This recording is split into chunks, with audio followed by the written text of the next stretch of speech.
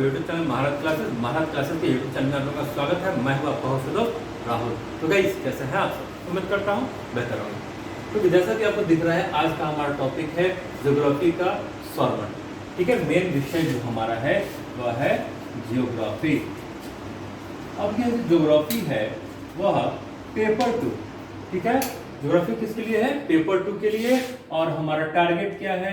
CTET 2022 और 23 it means 22 और 23 में जो CTET एग्जाम होने वाले हैं उसके लिए पेपर 2 वालों के लिए जो वीडियो काफी बेनिफिशियल होने जा रहा है। सौरमंडल का एक क्वेश्चन आपका नहीं छूटेगा। चलिए सौरमंडल की शुरुआत हम करते हैं। कैसे सौरमंडल की शुरुआत हम करेंगे? तो सौरमंडल सोलर सिस्टम सूर्य से शुरू होगा और उसके जो उसके क्षेत्र आते हैं उसमें क्या क्या आएंगे वह देखेंगे। सबसे पहले हम लोग बात करते हैं, इसमें आता है सूर्य। ठीक है, सूर्य है, साथ में इसमें क्या क्या आएगा? 8 ग्रह आएंगे। ठीक है, कौन कौन आएंगे? तो सबसे पहले आएंगे बुध, उसके बाद आएगा शुक्र, तब लगभग इसी की आकृति का पृथ्वी है। पृथ्वी के बाद जो है वह है मंगल, और उसके बाद बृहस्पति, उसके बाद शनि, उसके बाद आता है अरुण, और उसके बाद आता है वरुण। ठीक है, अब बुध को क्या बोलते हैं? मरकरी, इसको बोलते हैं वीनस, ये हो गया हमारा अर्थ, ये हो गया मार्स, ये हो गया Jupiter, Saturn, Uranus and Neptune. ठीक है, तो सूर्य आता है, 8 ग्रह आते हैं, उसके बाद उल्का पिंड आता है। ठीक है, उसके बाद मंगल और बृहस्पति के बीच जो 40,000 से ज्यादा की संख्या में ग्रहों के छोटे छोटे टुकड़े हैं जिनको बोलते हैं क्षुद्र ग्रह। ठीक है, समझ में आ रहा है? ये सभी के और गैस के जो भी बादल होंगे, ये जो भी सूर्य की परिक्रमा कर रहा है उसके परिभ्रमण क्षेत्र में जो भी आता है सभी इसके जो भी है चुंबकीय क्षेत्र के अंदर आएंगे और सूर्य की परिक्रमा करेंगे, और इन सभी को क्या कहेंगे? सौर मंडल कहेंगे, और यह सभी सौर परिवार के हिस्सा कहलाएंगे। अब हम बात करते हैं ग्रहों पे। तो सूर्य के बारे में एक बार थोड़ा सा हम लोग बात कर लिए, फिर ग्रह पे चलते हैं। सूर्य क्या है? तो सूर्य एक तारा है। ध्यान दीजिएगा, तारा किसे कहते हैं? ठीक है, तारा वह खगोलीय पिंड है जिसके पास अपनी ऊष्मा है और अपना प्रकाश है। ठीक है, तो सूर्य भी क्या है? एक तारा है। उसके बाद ग्रह किसे कहते हैं? तो ग्रह की परिभाषा है वह खगोलीय पिंड जिसके पास न तो अपनी ऊष्मा है न अपना प्रकाश है, जो किसी तारे के प्रकाश से प्रकाशित हो रहा है। देख रहे हैं ना, सूर्य के प्रकाश से बाकी ग्रह क्या होते हैं? प्रकाशित होते हैं। इसे ग्रह कहा जाता है। ठीक, अब ग्रह के उपग्रह भी होंगे, जैसे ये अगर सूर्य की परिक्रमा कर रहा है, ठीक है, तो इस ग्रह की भी परिक्रमा करने वाला एक पिंड होगा जिसको बोलते हैं उपग्रह। उपग्रह की परिभाषा क्या है? तो उपग्रह की परिभाषा है कि वह खगोलीय पिंड जिसके पास न तो अपनी ऊष्मा है न अपना प्रकाश है, जो किसी ग्रह की परिक्रमा करता है, उपग्रह कहलाता है। तो यहां तक आपको क्लियर हो गया। अब ग्रह के बारे में थोड़ा सा और जानेंगे, जो कि सीटेट में बहुत बार पूछा है और आगे पूछने की संभावना है कि स्थिति के हिसाब से ग्रहों को कितने भागों में बांटा गया है। तो इस आकृति को देखकर कभी ऐसा मत समझिएगा कि इस तरह की कोई ऐसा सिचुएशन हमेशा बनता है। ठीक है, ऐसा नहीं बनता है, बस आपको समझाने के लिए इसको एक लाइन में डाल दिया गया है। अब स्थिति के हिसाब से ध्यान दीजिएगा, टॉपिक क्या है? स्थिति के हिसाब से ग्रहों के प्रकार। किसके प्रकार? ग्रहों के प्रकार। अब ध्यान दीजिए, तो ग्रहों के प्रकार कितने हो जाएंगे? तो ग्रहों के 2 प्रकार हो जाएंगे। यहां से 4 इधर और इधर से 4 उधर। ठीक है, इसको बोलते हैं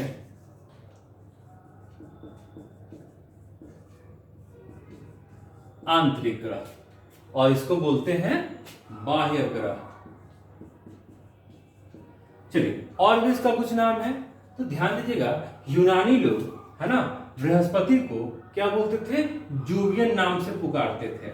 और इस बाह्य ग्रह में सबसे महत्वपूर्ण ग्रह कौन है? तो बृहस्पति है। इसलिए इन सभी को, जितने बाह्य ग्रह हैं, इन सभी को जोवियन ग्रह की श्रेणी में डाल दिया गया है। अब जबकि पृथ्वी को पार्थियन कहा जाता था, इसलिए इन सभी को, आंतरिक ग्रहों को क्या कहा गया? पार्थियन ग्रह कहा गया। ठीक है। अब इसके साथ आपको यह भी जानना है कि किस ग्रह का परिभ्रमण काल कितना है और किस ग्रह का घूर्णन काल कितना है, किस ग्रह का झुकाव कितना डिग्री है, किस ग्रह के पास कितने उपग्रह हैं। ठीक है, ये सब आपको अभी बताया जाएगा। तो गाइस, अब देखेंगे कि जितने ग्रह हैं उनके ऊपर कुछ आंकड़ा लिखा है ना। आप ध्यान से देखेंगे, कुछ आंकड़ा ऊपर है, कुछ आंकड़ा नीचे है, कुछ बीच में है। इसी के बारे में आपको बताया जाएगा कि ऐसे आंकड़े हैं क्या। तो ध्यान देना है कि ग्रहों के पास दो तरह की गति होती है, जिसको बोलते हैं, एक बोलते हैं घूर्णन गति और दूसरा परिभ्रमण गति। अब देखो, घूर्णन गति क्या होता है और परिभ्रमण गति क्या होता है। तो सूर्य के चारों ओर घूमने की जो क्रिया है सूर्य के चारों घूमने का, यह कहलाता है परिभ्रमण गति।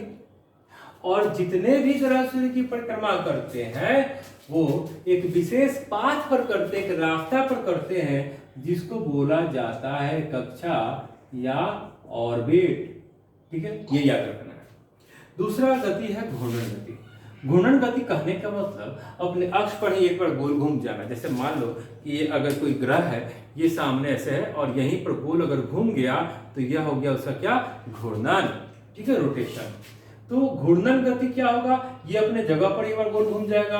और परिभ्रमण गति क्या होगा? ये सूर्य की एक परिक्रमा करेगा। इसी को हम लोग क्या कहते हैं? परिभ्रमण गति कहते हैं। तो बुध नीचे वाला क्या है? ये हमारा परिभ्रमण गति है। और ऊपर वाला क्या है? यह घूर्णन गति है। तो ध्यान दीजिएगा, बुध ऐसा ग्रह है, तो सबसे छोटा ग्रह है। सौरमंडल का सबसे छोटा ग्रह कौन सा है? बुध है। यह क्या करता है? 88 दिन में सूरज की एक परिक्रमा कर लेता है एंटी क्लॉकवाइज। ध्यान रखना है। दूसरा है शुक्र। यह सूरज की परिक्रमा कैसे करता है? तो क्लॉकवाइज करता है और यह 255 दिन में सूरज की एक परिक्रमा कर लेता है। पृथ्वी यह एंटी क्लॉकवाइज घूमेगी और 365 दिन लगता है इसको सूरज की एक परिक्रमा करने में। मंगल को लगता है देखो 687 दिन। बृहस्पति को भी लगता है कितना? 11 वर्ष 11 माह या लगभग 12 वर्ष। ठीक है, आंकड़े याद रखने होंगे आपको। अगर आंकड़े याद नहीं है तो ज्योग्राफी बहुत मुश्किल देगा, बहुत ही टफ हो जाएगा आपके लिए अगर आंकड़ा याद नहीं है तो। शनि को लगता है 29 वर्ष 5 माह क्या करने में? एंटी क्लॉकवाइज घूमने में, सूरज की एक परिक्रमा करने में। ठीक है, अरुण को क्लॉकवाइज घूमने में, सूरज की एक परिक्रमा करने में कितना समय? तो 84 वर्ष। कितना? 84 ईयर्स। और वरुण जो है, जो आपका नेपच्यून है, इसको कितना लगता है समय? इसको 164 वर्ष लग जाता है। कितना? 164 ईयर। क्या सवाल है? इससे एक सवाल नया उत्पन्न हुआ कि भाई कौन सा ग्रह जो सबसे तेजी से सूर्य की परिक्रमा करता है? तो बुध करता है कितना दिन में? 88 दिन में। और सबसे देर से सूरज की परिक्रमा करने वाला ग्रह कौन सा है? वरुण ग्रह। ठीक है, बात समझ में आ रही है? चलिए, और पृथ्वी को तो पता है 365 दिन लगता है। अब हम बात करते हैं घूर्णन गति की। घूर्णन गति मतलब रोटेशन, एक ही जगह पर गोल घूम जाना। तो यहां देखो, बुध को कितना समय लगता है? 59 डेज। उसी तरह शुक्र को कितना लगता है? 243 डेज। उसके बाद पृथ्वी को 24 आवर। मंगल को कितना? 24 आवर। उसके बाद बृहस्पति को 9 घंटा 56 मिनट का समय लगता है। और शनि को लगता है 10 घंटा 40 मिनट का। अरुण को 17 घंटा 14 मिनट और वरुण को 16 घंटा 7 मिनट लगता है। तो जिस प्रकार परिभ्रमण की हमने बात की कि सबसे जल्दी घूमने वाला ग्रह कौन बुध है और सबसे लेट से घूमने वाला ग्रह कौन वरुण है, उसी तरह अपने अक्ष पर सबसे तेजी से एक बार गोल घूमने वाला ग्रह कौन है, तो वह बृहस्पति है। और सबसे लेट से घूमने वाला ग्रह कौन है, तो यह शुक्र है, क्योंकि इसको 243 दिन का समय लग जाता है अपने अक्ष पर एक बार गोल घूमने में।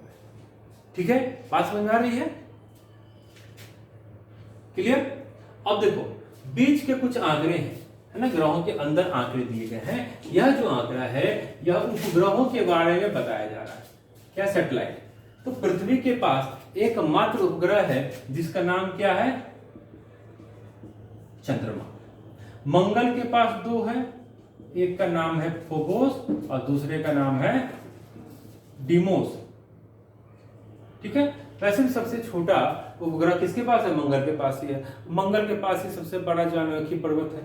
ठीक है, अब ध्यान दीजिएगा, बृहस्पति के पास कितने उपग्रह? 53, ये भी सर्वाधिक है, और शनि के पास भी 53, ये भी सर्वाधिक है। एनसीईआरटी के अकॉर्डिंग बता रहा हूं, अगर आप कहीं और सर्च मारेंगे तो आपको इससे ज्यादा के आंकड़े मिल जाएंगे, लेकिन हमारा काम क्या है? एनसीईआरटी को फॉलो करें। एनसीईआरटी के अकॉर्डिंग हमारा आंकड़ा क्या है? 53 है। और उनके पास, यूरेनस के पास कितना है? 27, और वरुण के पास कितना है? 13, है ना। उपग्रहों की संख्या आप समझ में आ रही है? बुध शुक्र के पास उपग्रह नहीं है, पृथ्वी से शुरू होगा। पृथ्वी के पास एक, मंगल के पास दो, बृहस्पति 53, शनि 53, अरुण 27, और वरुण के पास कितने हो गए? 13। अब इतना ही से काम नहीं चलेगा, ग्रहों का आकार और उनकी स्थिति, ये दो हमेशा टेंशन देने वाला है। पहला कहेगा कि आरोही क्रम, दूसरा कहेगा अवरोही क्रम। किसमें? आकार के हिसाब से। आकार के हिसाब से आरोही क्रम में अगर हम सजाते हैं तो नंबर 1 पे सबसे छोटा, देखिए आरोही क्या है? असेंडिंग ऑर्डर है, छोटा से बड़ा की ओर चलेंगे, तो सबसे छोटा हो जाता है हमारा बुध, उसके बाद आ जाता है मंगल, तब आ जाता है शुक्र, उसके बाद पृथ्वी, पृथ्वी के बाद हो गया वरुण, उसके बाद अरुण, तब शनि और तब बृहस्पति। ये याद रखना है। ठीक है, अब आकार के हिसाब से अवरोही क्रम में बांटेंगे तो सबसे बड़ा क्या हो जाएगा? बृहस्पति, उसके बाद आ जाएगा शनि, उसके बाद आ जाएगा अरुण, उसके बाद आ जाएगा वरुण, उसके 5वें नंबर पर हमारी पृथ्वी है, 6ठे नंबर पे शुक्र है, जुड़वा ग्रह जिसको बोलते हैं, पृथ्वी और शुक्र को जुड़वा ग्रह बोलते हैं। पृथ्वी की भागिनी किसको बोलते हैं? शुक्र ग्रह को बोलते हैं। इसे ही भोर का तारा, साँझ का तारा भी कहते हैं। क्यों कहते हैं वो भी बताऊंगा अभी। फिर आता है शुक्र के बाद आता है मंगल, उसके बाद आता है बुध। ठीक है, ये हो गया हमारा आकार के हिसाब से। अब हम बात करते हैं स्थिति के हिसाब से। स्थिति के हिसाब से असेंडिंग ऑर्डर और डिसेंडिंग ऑर्डर में बात करते हैं।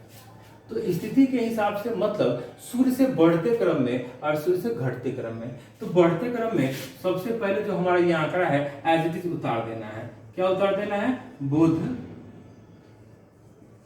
शुक्र, पृथ्वी, मंगल, उसके बाद बृहस्पति, उसके बाद शनि, उसके बाद अरुण, उसके बाद वरुण।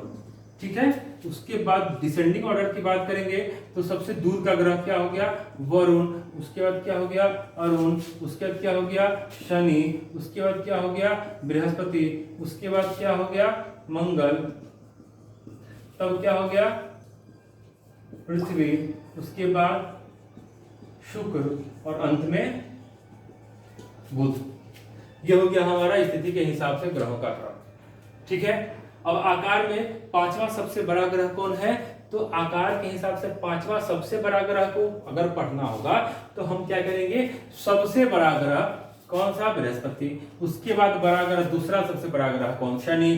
तीसरा सबसे बड़ा ग्रह क्या? अरुण। चौथा सबसे बड़ा ग्रह क्या? वरुण। और पांचवा सबसे बड़ा ग्रह कौन है? तो हमारी पृथ्वी है। उसी तरह चौथी सबसे छोटी ग्रह कौन है? चौथा सबसे छोटा ग्रह, तो पहला सबसे छोटा ग्रह बुध, उसके बाद मंगल, तीसरा सबसे छोटा शुक्र और चौथा सबसे छोटा पृथ्वी। ये आपको ध्यान में रखने होंगे, ठीक है। अब बात करता हूं बुध। देखो बुध का क्या कहानी है। एक तो सबसे छोटा ग्रह है, ठीक है, क्या है? एक तो सबसे छोटा ग्रह है और सबसे तेजी से सूर्य की चारों ओर घूम लेता है। चलिए, तो बुध की अगर हम बात करें तो ये तो आप समझ रहे हैं कि सबसे तेजी से घूम रहा है। चलिए, यहाँ पर क्या होता है, दिन का तापमान 420 डिग्री सेल्सियस हो जाता है और रात का -180 डिग्री सेल्सियस होता है। ये चीजें आपको ध्यान रखनी होगी। दूसरा सबसे इंपॉर्टेंट चीज क्या है बुध में, कि इसके पास चुंबकीय क्षेत्र है। क्या है? इसके आसपास मैग्नेटिक फील्ड है। ये इंपॉर्टेंट चीज है जो कि हो सकता है कि आपसे पूछेगा। अब एक चीज ध्यान दीजिएगा कि एंटी क्लॉकवाइज घूमने वाला ग्रह हो गया हमारा शुक्र, और दूसरा जो एंटी क्लॉकवाइज घूमता है वह है अरुण। अच्छा, क्लॉकवाइज और एंटी क्लॉकवाइज, इसको एक बार आप समझ लो। क्लॉकवाइज क्या होता है? क्लॉकवाइज कहता है कि जो घड़ी है ना, घड़ी की दिशा में जो सुई घूमती रहती है इस दिशा में, इसको बोलते हैं क्लॉकवाइज। और इसी के उल्टा अगर घुमा दीजिएगा तो इसको क्या कहेंगे? Anti clockwise. ये दायां वर्त क्लॉकवाइज हो गया, दायां वर्त और एंटी लगा देंगे, एंटी क्लॉकवाइज हो जाएगा वामावर्त, ठीक है, बायां साइड से उल्टा। अच्छा, एक चीज और याद रखिएगा, जितने ग्रह हैं, 2 ग्रह छोड़कर सब एंटी क्लॉकवाइज घूमते हैं, इस तरह से घूमते हैं, ठीक है, सारे ग्रह। और इस तरह से घूमने वाले 2 ही ग्रह हैं। एक ग्रह हो गया हमारा कौन सा घूमता है?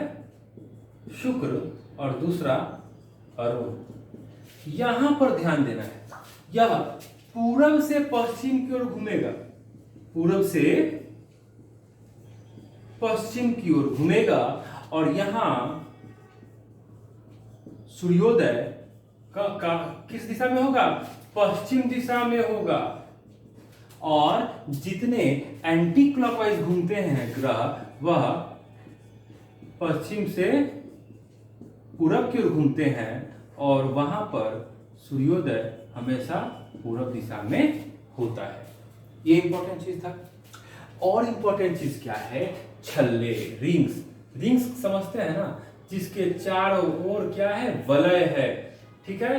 तो वलय की अगर हम बात करते हैं तो बृहस्पति, शनि और अरुण तीनों के पास रिंग्स है, और सबसे ज्यादा अगर संख्या में रिंग्स है तो वह शनि के पास है। इसलिए याद रखिएगा, अगर क्वेश्चन आता है कि कौन सा ग्रह वलय युक्त है या किस ग्रह के पास वलय है, रिंग्स है, ऑप्शन में बृहस्पति, शनि, अरुण, चौथा देगा ऑल ऑफ दिस, तब वहां पर शनि नहीं मारेंगे, तब वहां पर ऑल ऑफ दिस मारेंगे, ठीक है। अगर ये रहा कि बृहस्पति, शनि, अरुण और चौथा दे दिया मंगल या समथिंग कोई और जहां रिंग्स नहीं है, तब उस कंडीशन में आप ऑल ऑफ दिस तो मार नहीं सकते, आपके पास ऑप्शन नहीं है, तब वहां पर क्या मारेंगे? शनि मारेंगे। इस बात को दिमाग में आप बैठा लेंगे, ठीक है। अब देखिए, शुक्र को क्या कहते हैं? शुक्र का एक बड़ा इंपॉर्टेंट नाम है, इसको बोलते हैं भोर का तारा। क्या बोलते हैं? भोर का तारा या सांझ का तारा। क्यों बोलते हैं? क्योंकि यह सबसे ज्यादा चमकता है, और इसी को चमकीला ग्रह भी कहा जाता है। किसको? शुक्र को क्या कहा जाता है? चमकीला ग्रह कहा जाता है। और क्या इसका उपनाम है? तो भोर का तारा और सांझ का तारा, ठीक है। अब ध्यान देना है कि सबसे ज्यादा क्यों चमकता है?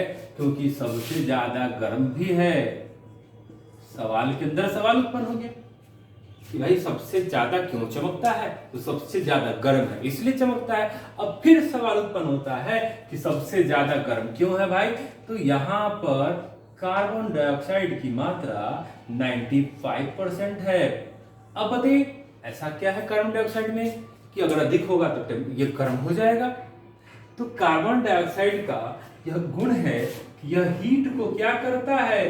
हीट को ऑब्जर्व करता है, उष्मा का अवशोषण करता है। पृथ्वी पर यह कितना है? तो पृथ्वी पर इसकी मात्रा कितनी है? 0.03%। ठीक है, तो 0.03% के कारण तो हमारी ये हालत हो जाती है। और सोचो यदि यह 1% होता तो क्या हो जाता? समझ में आ रही बात? चलो, तो अब क्या है कि जैसे सूर्यातप आता है पृथ्वी पर, सूर्य का जो विकिरण या उष्मा आती है उसको यह क्या करता है? सोख लेता है। और इसी CO2 की वजह से पृथ्वी रात में भी गर्म रहती है, क्योंकि हीट का ट्रांसफॉर्मेशन आपको पता है, गर्म से ठंडे की ओर जाता है। तो जैसे दिन भर गर्म हुआ, रात में जब पृथ्वी ठंडी होती है, यही हीट का ट्रांसफॉर्मेशन होता रहता है, जिसकी वजह से रात में पृथ्वी गर्म रहती है।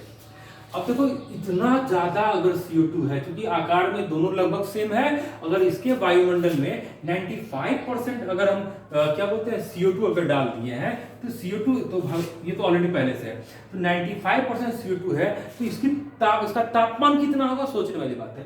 इस ताप की वजह से यह काफी चमकता है और इसी कारण इसे तारा के रूप में भी देखा जाता है।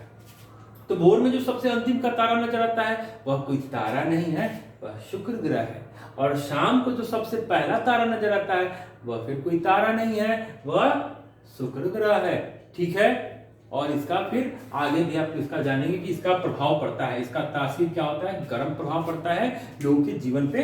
ठीक है, और इसको सौंदर्य का देवता भी कहा जाता है, सौंदर्य का देवता। ठीक है, सौंदर्य का देवता किसको बोलते हैं? शुक्र ग्रह को। अब देखिए, जब भी आप किसी ज्योतिष से मिलेंगे, कोई बहुत ही अगर अट्रैक्टिव लोग है तो उसको बोलते हैं भाई आपका शुक्र बहुत स्ट्रांग है। जिसका शुक्र स्ट्रांग होता है वो काफी सुंदर होता है, काफी अट्रैक्टिव होता है ना। अब ये हो गया हमारा। अब पृथ्वी और शुक्र के बारे में कंपेरिजन कर देते हैं थोड़ा सा। तो जुड़वा ग्रह किसे कहेंगे? तो जुड़वा ग्रह कहेंगे शुक्र को और पृथ्वी को। पृथ्वी की भगिनी कौन है? शुक्र है। भगिनी संस्कृत का शब्द है जिसका अर्थ होता है बहन। तो पृथ्वी के बहन किसे कहा गया? शुक्र को कहा गया। अब मंगल ग्रह को क्या कहा गया? मंगल को लाल ग्रह कहा गया। क्यों भाई? क्योंकि इसकी मिट्टी में आयरन ऑक्साइड, ठीक है, आयरन ऑक्साइड की मात्रा ज्यादा है, इसलिए इसकी मिट्टी लाल है। अब देखिए, जो आंतरिक ग्रह और बाह्य ग्रह मैंने बताया था, तो आंतरिक ग्रह में सभी ग्रहों की रचना चट्टानीय सतहों से हुई है। किससे हुई है? तो चट्टानीय सतहों से हुई है, यानी कि इसकी संरचना चट्टानीय हो गई। किसकी? आंतरिक ग्रहों की। बाह्य ग्रह की संरचना क्या हो गई? यहां पर तरल और गैस, लिक्विड और गैस है, यानी कि इन ग्रहों में सबसे ज्यादा लिक्विड और गैस की प्रधानता होगी। समझ में आ रहा है?